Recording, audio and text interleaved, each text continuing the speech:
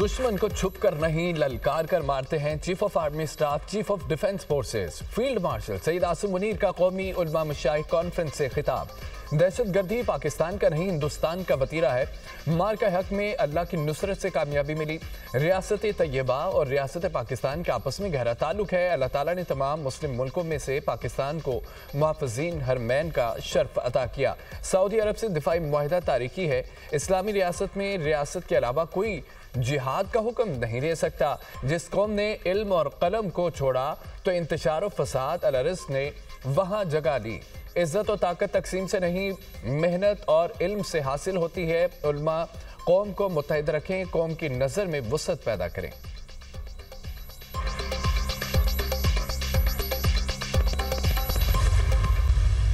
जब मार्का हक हुआ, उस अजीम कामयाबी और पाकिस्तान की अफवाज की दलेराना और इंतहाई जुर्रत के साथ उस जंग को लीड किया फील्ड मार्शल सईद आसिम मुनीर ने। हर सिपाही और हर जर्नैल ने, चाहे वो बरी फौज के हों या फ़ज़ाई फौज के हों या बहरी फौज के, उन सब की इसमें बेमिसाल इसमें उनकी काविशें शामिल हैं। अगर इस मुल्क ने तरक्की करनी है उसके लिए फिर दहशतगर्दी का खात्मा इंतहाई ज़रूरी है। ये ना जादू टूने से कोई बात होगी, ना किसी और तरीके से, सिर्फ और सिर्फ शबाना रोज मेहनत से होगी इंशाअल्लाह।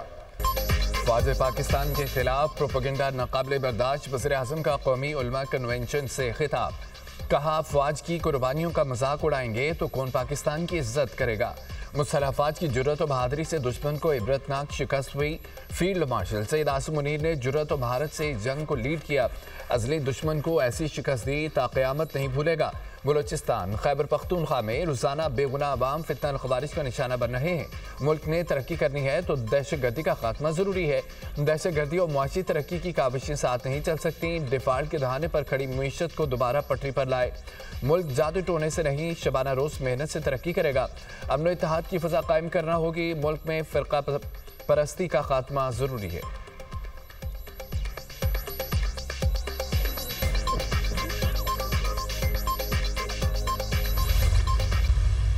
बानी पीटीआई की जेल सहूलतों का जायजा लेने के लिए कमेटी का क़याम नामुमकिन।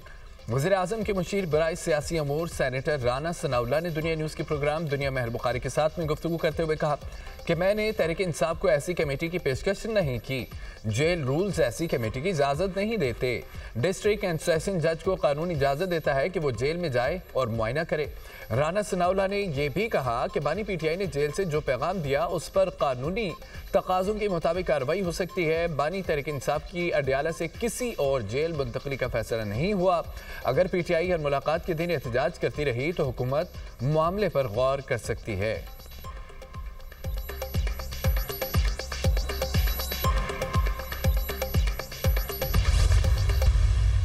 इस वक्त एक सियासी जमात सियासी दजाल का काम कर रहे हैं। इनके ये एक साजिश है, इनका ये कोशिश है कि पाकिस्तान के अवाम और पाकिस्तान के अफवाज के दरमियान कोई दरार पैदा।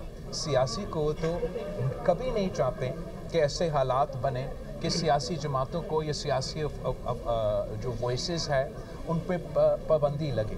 ये मेरा प्रेफरेंस नहीं होगा, मेरा चॉइस नहीं होगा, लेकिन मैं क्या करूं अगर वो सियासी जमात हर वो आप कंडा उठाए कि वो सियासी उनका जो सियासी रंग है वो उस अंदाज से नहीं देखा जाए और वो एक एक्सट्रीम तंजीम की तरह देखा जाए। एक सियासी जमात का सियासी दज्जाल जैसा रवैया। बिलावल भुट्टो की मीडिया से गुफ्तगू कहते हैं कि एक सियासी कुव्वत दिन रात फौजी क़यादत के खिलाफ साजिशों में मसरूफ है। उनकी कोशिश है कि अवाम और अफवाज के दरमियान दरार पैदा करें। ऐसी जमातें सियासी दायराकार में रहकर सियासत करें।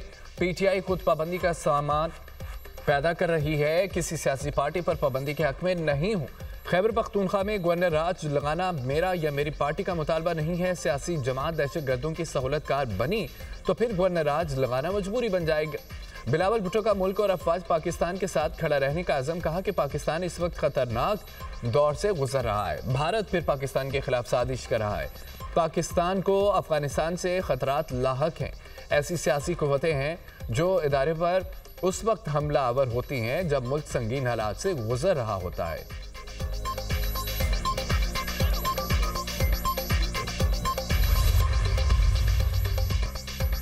कौमी असम्बली इजलास में पीटीआई अरकान का एहतजाज और शोर शराबा।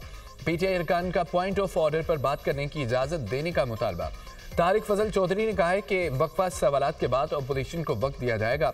पीटीआई अरकान की ऐवान में शदीद नारेबाजी, अपोजिशन की निशानदेही पर कोरम नामुकम्मल निकला। इजलास गैर मुअय्यना मुद्दत तक मुलतवी। आसिफा भुट्टो का कायम मुकाम स्पीकर कौमी असम्बली के रवैये पर मायूसी का इजहार। कहा कि स्पीकर को सेशन मुअख्खर करने की हिदायत दी गई ताकि मेरा तवज्जो दिलाओ नोटिस पेश ना हो सके। इजलास को मुअख्खर करना निहायत छोटी और घटिया सियासी चाल है।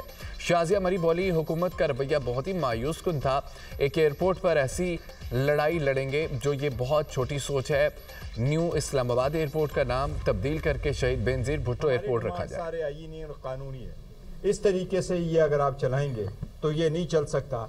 इससे कोई थर्ड फोर्स बेनिफिट करेगी जो इस मुल्क के लिए ख़तरा है, जमहूरियत के लिए ख़तरा है। ये हमें तवक्को नहीं थी कि इस फ्लोर पे आके और इस पार्लियामान में यहाँ से आके ये इतने सारे इलेक्टेड नुमाइंदे जिनके पास अवाम के 3 करोड़ वोट है, वो आकर के फ़कत ये कहेंगे कि खान से मुलाकात कराओ। लेकिन ये हमारी कमज़ोरी नहीं है, ये सिस्टम का फॉल्ट है। मुल्क और जमहूरियत की मजबूती हमारा मकसद है। कुछ लोग हालात बेहतर होते देखना नहीं चाहते। बैरिस्टर गौर की मीडिया टॉक कहते हैं कि बार बार कहा जिद ज़बरदस्ती से कुछ नहीं होगा। हमने आईन और कानून के खिलाफ कुछ नहीं किया। हम 3 करोड़ लोगों के नुमाइंदे हैं। इतनी बड़ी जमात को सिस्टम से निकाल दें तो पीछे बचता क्या है। स्पीकर कौमी असम्बली मुश्किल वक्त में अच्छी कोशिश कर चुके हैं। स्पीकर का किरदार काबिल तारीफ रहा। मजीद अच्छे इकदाम की ज़रूरत है।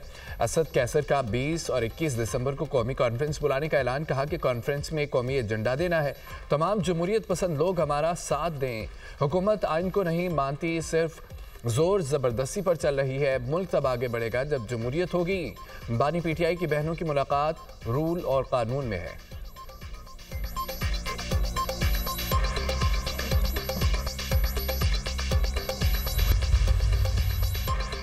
पीटीआई ने पार्टी आइन में खामियां दूर करने के लिए कमेटी बना दी। बैरिस्टर गौहर, सलमान अकरम राजा, डॉक्टर आरिफ अलवी शामिल।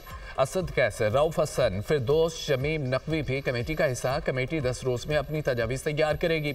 आइनी जायजा कमेटी को महदूद मुद्दत में काम मुकम्मल करने की हिदायत। जारी नोटिफिकेशन में कहा गया है इलेक्शन कमीशन के एतराज़ात से बचने के लिए इस्लाहात ज़रूरी हैं। पार्टी आइन को दीगर जमातों के आइन के मुताबिक लाने का फैसला किया गया है। जल्द अज जल्द इंट्रा पार्टी इलेक्शन कराने की तैयारी की जाए।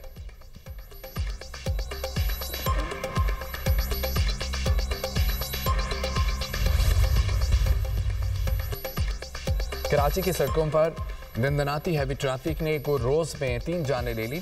सरजानी 4 के करीब तेज रफ्तार वाटर टैंकर ने मोटरसाइकिल सवार नौजवान को कुचल डाला। मुतवफ़ी आबिद फरसे का तालिब इल्म और 2 बहनों का इकलौता भाई था। शेरशाह पुल पर डंपर की टक्कर से मोटरसाइकिल पर सवार 29 साला नसरीन जान से गई।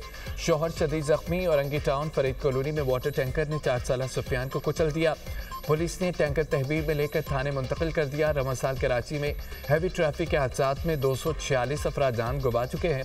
सबसे ज्यादा ट्रेलर की टक्कर से 95 अफराद लुकमा जल बने। टैंकर हादसे में जाम बहक आबिद रईस की नमाज जनाजा अदा। बड़ी तादाद में शहरियों की शिरकत।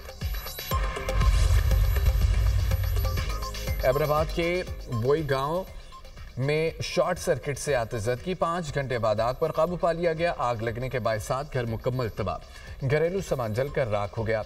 दुश्वार गुजार रास्ते के बायस आग बुझाने में वक्त लगा। गजा जंगबंदी को 2 माह मुकम्मल। फलस्तीनियों के मसाइल जूं के तूं। सीज फायर के बावजूद इसराइली फौज की खिलाफ वर्जियाँ। 24 घंटों में मजीद 3 मासूम फलस्तीनी शहीद, 5 जख्मी हो गए। इसराइली फौज ने 738 बार मुआहदे की खिलाफ वर्जी की। इसराइली हमलों में 379 फलस्तीनी शहीद, 1000 जख्मी हुए। शोधा की मजमूई तादाद 70,366 हो गई। 1,71,064 फलस्तीनी जख्मी हो चुके हैं। बेयारो मददगार और खुले आसमान तले सोने वालों के लिए एक और इम्तिहान। तूफान बायरन से सैलाब और शदीद मौसमी खतरात बढ़ गए हैं। इसराइल ने मकबूजा मगरबी किनारे में 764 गैर कानूनी हाउसिंग यूनिट्स की मंजूरी दे दी।